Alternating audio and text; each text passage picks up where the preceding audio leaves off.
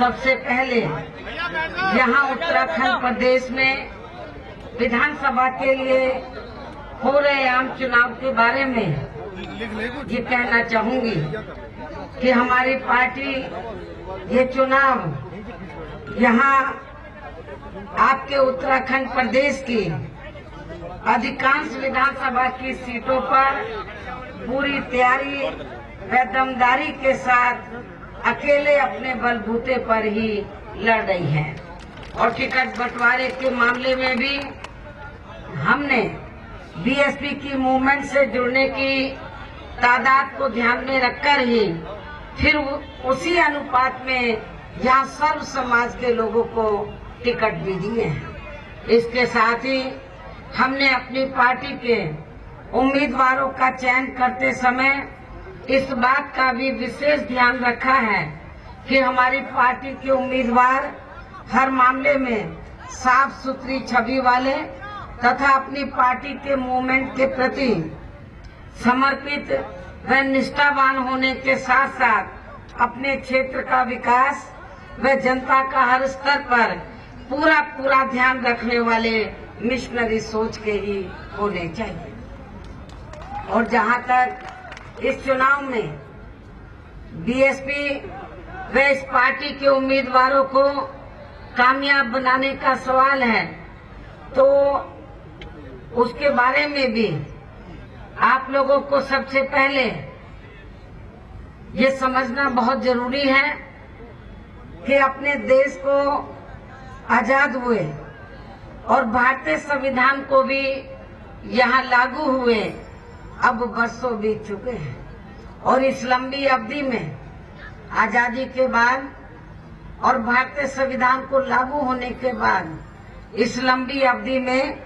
केंद्र व राज्यों में तथा यहाँ उत्तराखंड प्रदेश में भी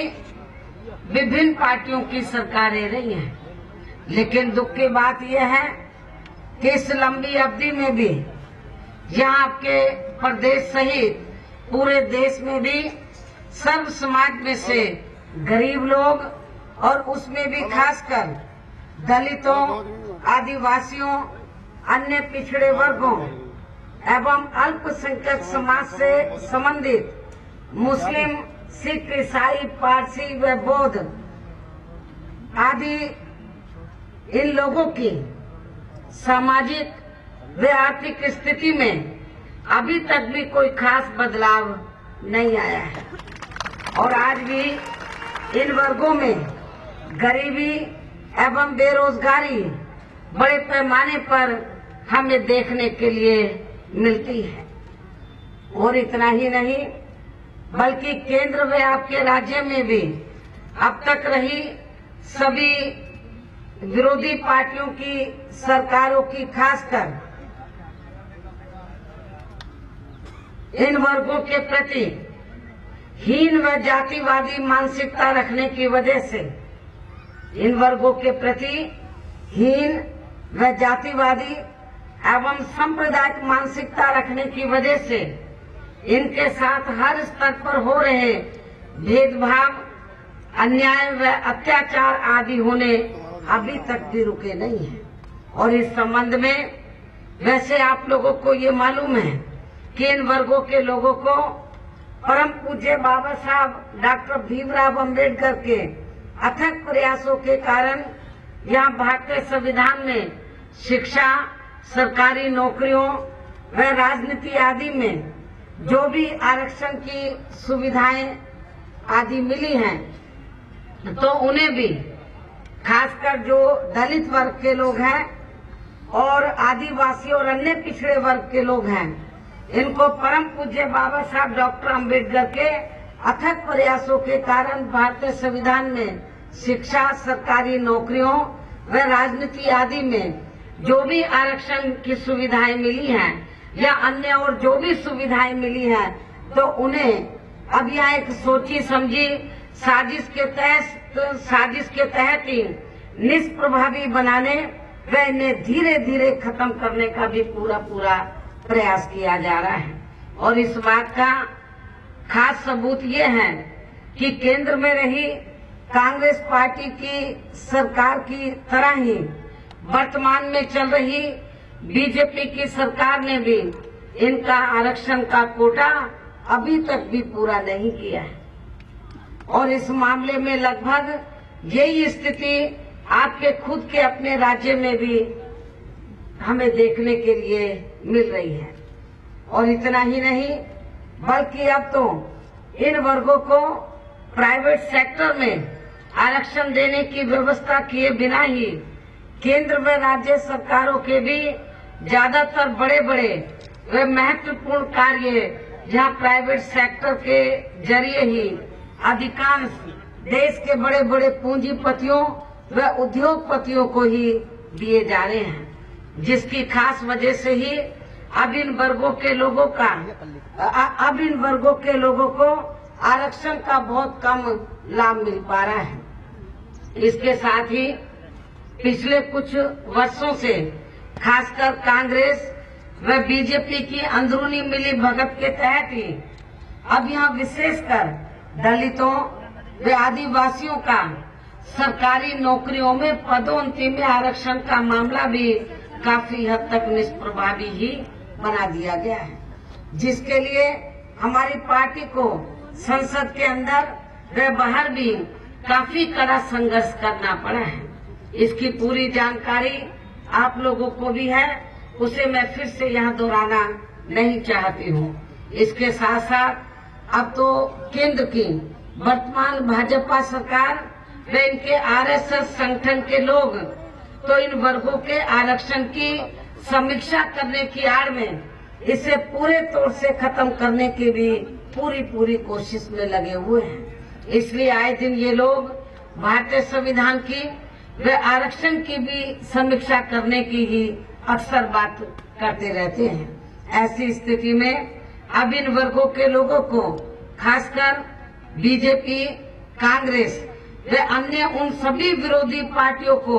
इस चुनाव में किसी भी कीमत पर अपना वोट नहीं देना चाहिए। जो ये पार्टियां अंदर एक होकर आपके आरक्षण को ही निष्प्रभावी बनाने व इसे पूर्ण रूप से खत्म करने की भी पूरी कोशिश में लगी हुई है। इसके अलावा पूरे देश में अल्पसंख्यक समाज के लोगों की भी आर्थिक स्थिति अभी तक भी हमें कोई खास अच्छी नजर नहीं आ रही है, जिसका काफी कुछ खुलासा केंद्र सरकार की सच्चर कमेटी की रिपोर्ट में भी किया गया है। लेकिन इसे केंद्र में ना तो कांग्रेस पार्टी ने अपने राज्य में लागू किया है और न ही अब वर्तमान में भाजपा सरकार भी इसे लागू कर पा रही है। इसके अलावा देश के अन्य राज्यों की तरह यहाँ उत्तराखंड राज्य में भी सर्व समाज में से यहाँ गरीब, मजदूर, किसान, कर्मचारी, व्यापारी एवं अन्य कारोबार में लगे लोग भी अपनी विभिन्न समस्याओं को लेकर अभी तक भी हमें काफी ज्यादा दुखी व चिंतित नजर आते हैं। इसके साथ ही पिछले कुछ वर्षों से केंद्र सरकार की लगातार चली आ रही गलत आर्थिक नीतियों के कारण अब यहाँ अपने देश में गरीबी, बेरोजगारी व महंगाई आदि भी काफी ज्यादा बढ़ रही है, जिससे यहाँ आपके उत्तराखंड प्रदेश में भी सर्व समाज में से सबसे ज्यादा यहाँ गरीब व मेहनतकश एवं मध्यम वर्गीय लोग ही काफी बुरी तरह से प्रभावित हो रहे हैं। जबकि इस मामले में शुरू से ही हमारी पार्टी केंद्र व राज्यों की सरकारों से हर स्तर पर ऐसी नीति अपनाने की लगातार ये मांग करती आ रही है कि देश में कुछ गिने चुने पूंजीपतियों का विकास होने की बजाय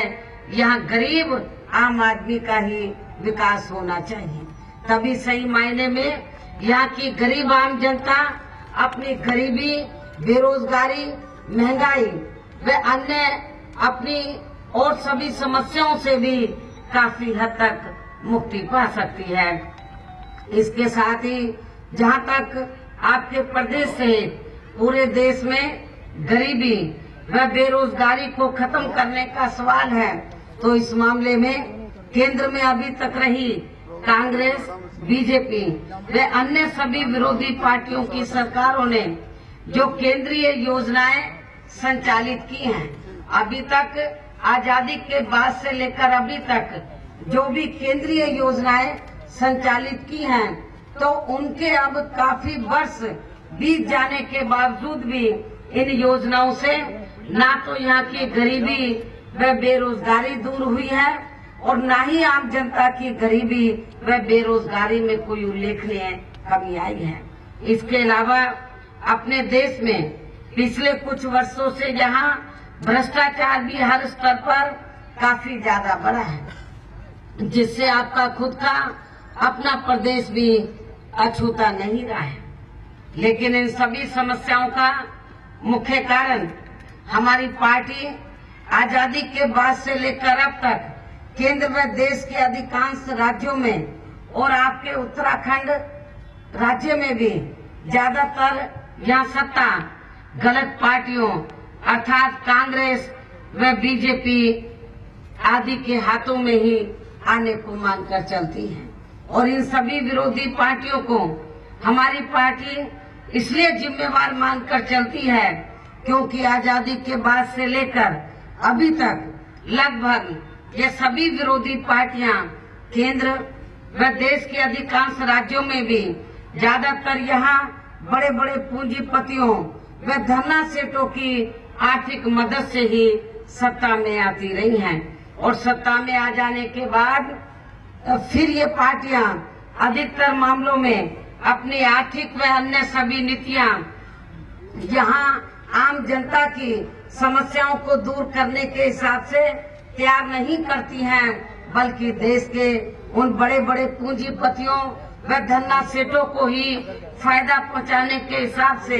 अपनी अधिकांश नीतियां तैयार करती हैं, जिनके धन व बल से चुनाव लड़कर ज्यादातर ये पार्टियां केंद्र व अधिकतर राज्यों में और आपके उत्तराखंड प्रदेश में भी अभी तक यहाँ सत्ता में आती रही हैं, जिसके कारण ही पूरे देश में व आपके प्रदेश में भी आज भी हमें यहाँ सर्व समाज के लोग अधिकांश मामलों में अपनी विभिन्न समस्याओं को लेकर काफी ज्यादा दुखी व परेशान भी नजर आते हैं। ऐसी स्थिति में अब मेरा आप लोगों से यही कहना है कि यदि आप लोग अपने उत्तराखंड प्रदेश में अपनी इन सभी समस्याओं से छुटकारा पाना चाहते हैं, तो फिर आप लोगों को अपने राज्य में यहाँ कांग्रेस व अन्य विरोधी पार्टियों को किसी भी कीमत पर इन्हें अब यहाँ सत्ता में वापस नहीं आने देना है, बल्कि इन पार्टियों के स्थान पर अब आप लोगों को अपने राज्य में यहाँ अपनी पार्टी बहुजन समाज पार्टी को ही सत्ता में लाने का पूरा प्रयास करना होगा, क्योंकि पूरे देश में बहुजन समाज पार्टी ही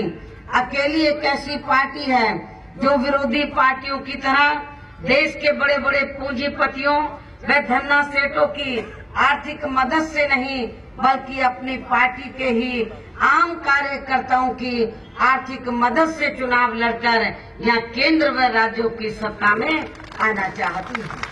ताकि हमारी पार्टी सत्ता में आने के बाद फिर बिना किसी दबाव के आजाद होकर जहाँ सर्व समाज के लोगों की सभी समस्याओं का समाधान करके उन्हें हर मामले में खुशहाल बना सके। और इसी आधार पर चलकर और इसी फार्मूले के आधार पर चलकर ही आबादी के हिसाब से देश के सबसे बड़े प्रदेश अर्थात उत्तर प्रदेश में 4 बार हमारी पार्टी ने अपने नेतृत्व में यहाँ सरकार बनाई है और हमने यहाँ अपने सभी चारों सरकारों के दौरान अपनी पार्टी की विचारधारा एवं सिद्धांतों के तहत चलकर तो वैसे तो सर्व समाज के हितों का हमने यहाँ पूरा ध्यान रखा है, लेकिन सभी मामलों में प्राथमिकता पहले हमने यहाँ सर्व समाज में से उन कमजोर व उपेक्षित वर्गों के लोगों को दी है, अर्थात उन अनुसूचित जाति, जनजाति व अन्य पिछड़ा वर्ग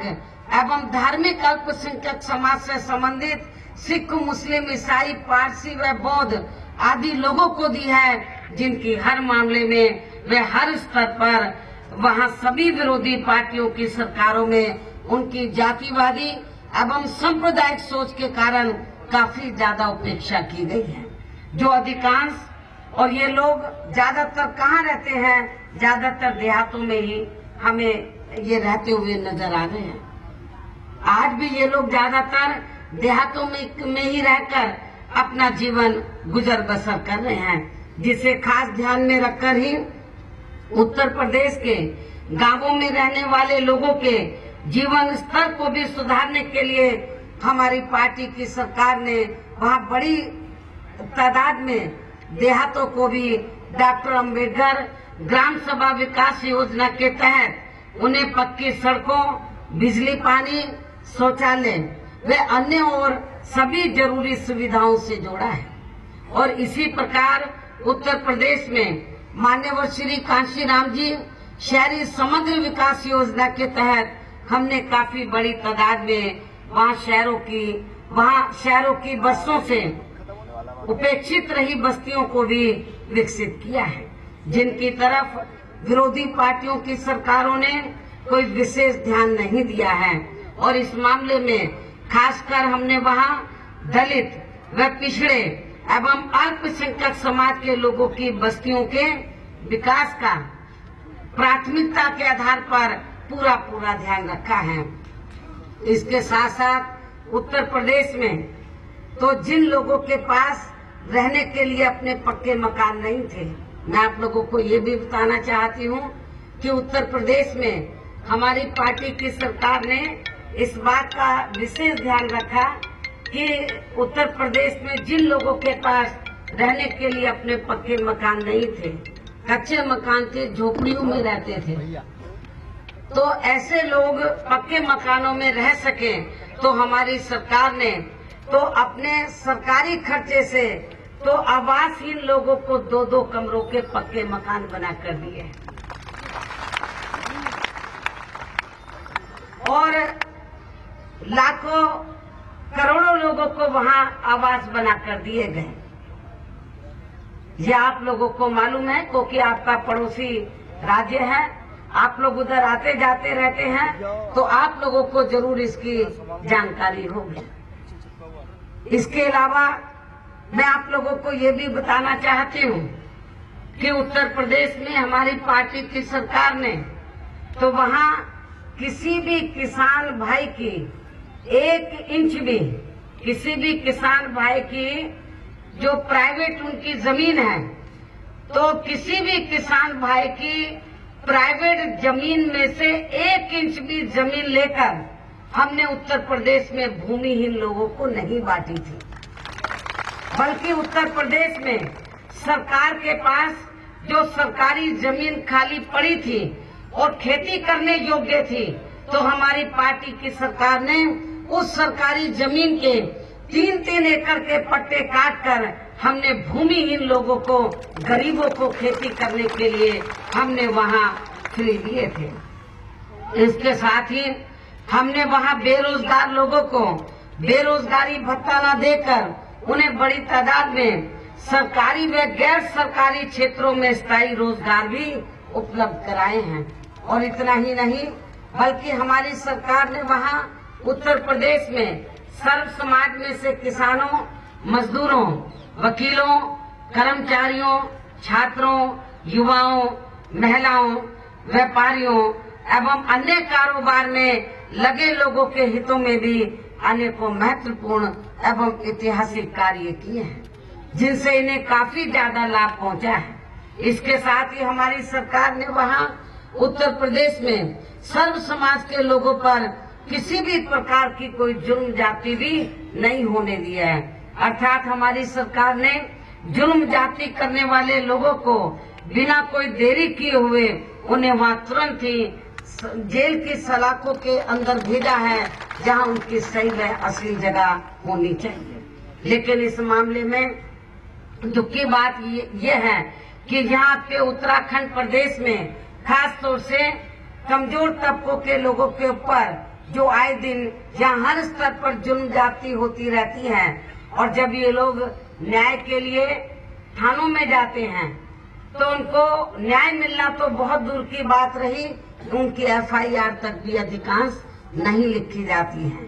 ऐसा मुझे आपके उत्तराखंड में और देश के अन्य राज्यों में भी मुझे अक्सर ये सुनने के लिए लोगों की शिकायतें मिलती हैं, जिसकी वजह से ये लोग काफी ज्यादा परेशान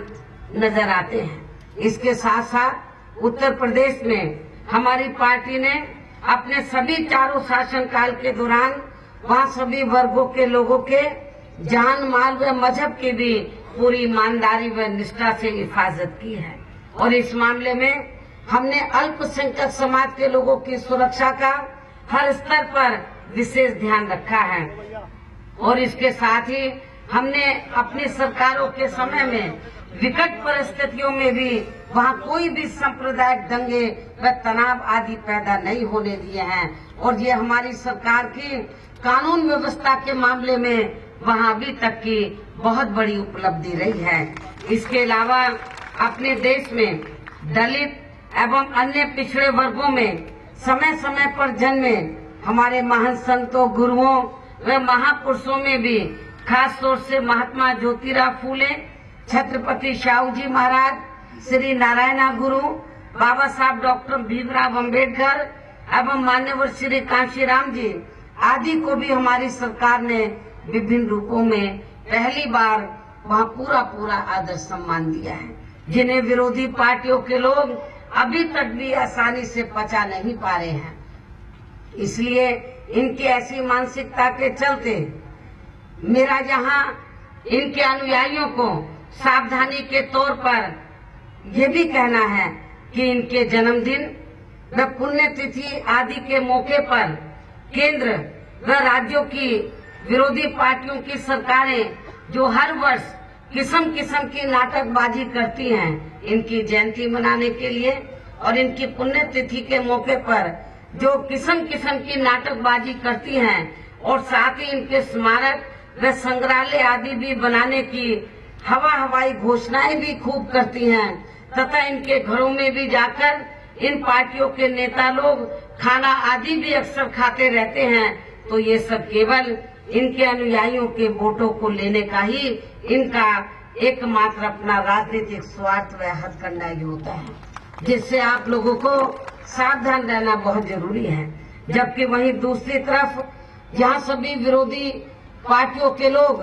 इनके अनुयायियों व मानने वाले लोगों को किसी भी कीमत पर इन्हें अपने पैरों पर खड़े होते हुए नहीं देखना चाहते हैं। इसके साथ साथ इनका बड़े पैमाने पर हर स्तर पर शोषण भी करते हैं, जो इनका ये सिलसिला अभी भी लगातार पूरे देश में जारी है। और इस बात का वर्तमान केंद्र की भाजपा सरकार में घटित हुआ हैदराबाद का दलित छात्र रोहित वेमुला कांड व गुजरात का दलित ऊना कांड खास उदाहरण है, जिसे आसानी से भुलाया नहीं जा सकता है। और अब संक्षेप में मेरा आप लोगों से यही कहना है कि उत्तर प्रदेश में हमारी पार्टी ने अपने सभी चारों शासनकाल के दौरान अपनी पार्टी की सर्वजन हिताय व सर्वजन सुखाय की नीतियों के आधार पर चलकर ही वहाँ हर मामले में व हर स्तर पर सर्व समाज के लोगों को काफी बेहतरीन सरकार दी है। और यदि आप लोग भी अपने उत्तराखंड प्रदेश में ऐसा ही वातावरण पैदा करना चाहते हैं, अर्थात यहाँ ऐसे ही कार्य करना चाहते हैं, तो फिर आप लोगों को भी उत्तर प्रदेश की तरह यहाँ अपने उत्तराखंड प्रदेश में भी खुद अपनी पार्टी की ही सरकार बनानी होगी। और जब आपके उत्तराखंड प्रदेश में हमारी पार्टी की सरकार बन जाती है तो फिर यहाँ हमारी पार्टी की सरकार उत्तर प्रदेश की तरह यहाँ के उत्तराखंड प्रदेश में भी हर मामले में व हर स्तर पर सर्वजन हिताय व सर्वजन सुखाय की नीतियों के आधार पर ही सरकार चलाएगी। इसके साथ ही आपके प्रदेश में भी सर्व समाज के सभी वर्गों व खासकर कमजोर तबकों एवं विभिन्न क्षेत्रों में लगे लोगों के हितों का भी पूरा ध्यान रखते हुए यहाँ समाज में सदियों से आज भी चली आ रही गैर बराबरी वाली सामाजिक व्यवस्था को बदल के यहाँ समता मूलक समाज व्यवस्था को भी स्थापित करने का पूरा प्रयास करेगी। इसके अलावा आपके उत्तराखंड प्रदेश की पहाड़ी व मैदानी क्षेत्र की जनहित से जुड़ी जो भी यहाँ स्थानीय समस्याएं होंगी तो उन्हें भी फिर जरूर दूर करने का पूरा प्रयास किया जाएगा। हालांकि इस मामले में वैसे आप लोगों को ये मालूम है कि आपका जब ये क्षेत्र अलग से स्टेट नहीं बना था और ये उत्तर प्रदेश का ही हिस्सा होता था, तो तब उस समय हमारी पार्टी की सरकार ने यहाँ आपकी काफी स्थानीय समस्याओं को दूर किया है, जिसके तहत ही उस दौरान यहाँ कई नए जिले, तहसीलें व ब्लॉक आदि भी बनाए गए थे। बड़ी तादाद में मैदानी क्षेत्र की खाद्य सामग्री भी यहाँ आपके पर्वतीय क्षेत्र में ही भेजी जाती थी। इसके साथ साथ यहाँ के लोगों को रोटी रोजी के साधन भी प्राथमिकता के आधार पर ही उपलब्ध कराए जाते थे। अर्थात हमारी पार्टी की सरकार ने आपके उत्तराखंड क्षेत्र का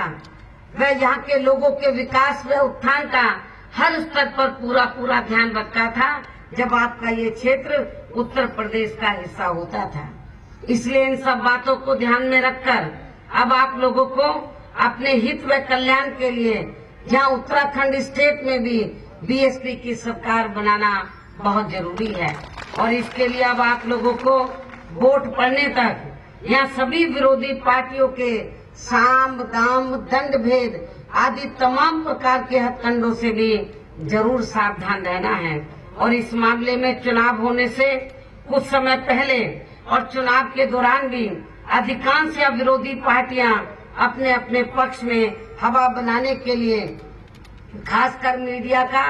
जो बड़े पैमाने पर इस्तेमाल करती हैं, तो इनसे भी आप लोगों को जरूर सावधान रहना है। इसके साथ ही आप लोगों को चुनाव के दौरान विरोधी पार्टियों के जारी किए गए चुनावी घोषणा पत्रों के भी बहकावे में कतई भी नहीं आना है, जिन्हें ये पार्टियां चुनाव खत्म होने के बाद ज्यादातर अपने ठंडे बस्तों में ही डलवा देती हैं। और इस बात का ताजा व खास उदाहरण ये है कि जब देश में इस बार 16वीं लोकसभा के आम चुनाव हुए थे, तो तब उस दौरान खास तौर से भारतीय जनता पार्टी ने अपने चुनावी घोषणा पत्र में, अपने लोकसभा चुनावी घोषणा पत्र में सरकार बनने पर देश की जनता को हर मामले में व हर स्तर पर अच्छे दिन दिखाने के लिए जो किस्म के चुनावी वायदे किए थे, जिसमें से देश में खासकर गरीबी, महंगाई व बेरोजगारी को खत्म करने, बिजली 24 घंटे व सस्ती देने, रोजमर्रा की जरूरी वस्तुओं को सस्ती करने तथा मजदूरों, किसानों, कर्मचारियों व छोटे कारोबारी लोगों की समस्याओं को दूर करने व गरीब बेघर लोगों को 2 कमरों के सरकारी फ्री मकान बनाकर देने आदि के साथ ही इनका सबसे बड़ा चुनावी वायदा ये था कि जब केंद्र में बीजेपी सत्ता में आ जाती है तो सत्ता में आने के बाद 100 दिनों के अंदर ही तो अपने देश का काला धन जो विदेशों में जमा है तो उसको 100 दिनों के अंदर ही वापस लाकर फिर पूरे देश में, आपके उत्तराखंड सहित फिर पूरे देश में तो प्रत्येक गरीब परिवार के हर गरीब सदस्य को 15 से 20 लाख रुपए दिए जाएंगे। इनका ये मुख्य चुनावी वायदा था, किसका? भारतीय जनता पार्टी का। लेकिन दुख की बात यह है कि सत्ता में आने के बाद इनके अब ये सभी चुनावी वायदे इनकी सरकार के एजेंडे से अधिकांश गायब ही हो गए हैं।